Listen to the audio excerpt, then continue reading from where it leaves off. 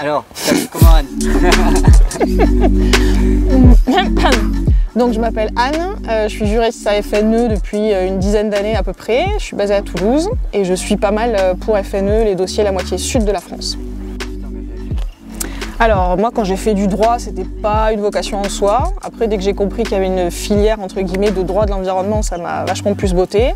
Et j'ai découvert ça en Master 1, les cours étaient passionnants et j'ai pu rencontrer une avocate du réseau juridique de FNE qui militait depuis des années dans l'associatif, qui m'a fait découvrir le monde de FNE et voilà, et donc c'était parti.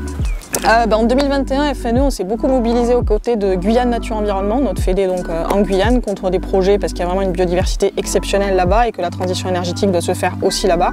Donc le premier exemple que je peux citer, c'est la centrale au fioul de Larivot. EDF veut créer une énorme centrale au fioul dans un endroit à préserver, alors que les centrales au fioul en métropole, elles sont interdites aujourd'hui. Et le deuxième projet, c'est Montagne d'Or aussi, une montagne aurifère énorme sur laquelle tout le monde est soi-disant contre, mais personne n'a réussi à le faire interdire.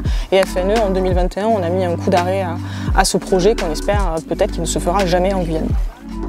FNE au niveau national, il y a vraiment une synergie hyper intéressante entre les dizaines de juristes qu'on a partout en France et aussi nos experts sur des thématiques précises au niveau national, sur les déchets, sur la biodiversité, sur l'eau et les milieux aquatiques, sur l'énergie, etc. Toutes ces personnes-là, quand elles travaillent vraiment ensemble, on peut aussi faire évoluer les textes de loi. C'est pour ça qu'on fait du plaidoyer et on est d'autant plus fort qu'on sera de nombreux juristes et de nombreux experts pour agir ensemble et faire évoluer la législation.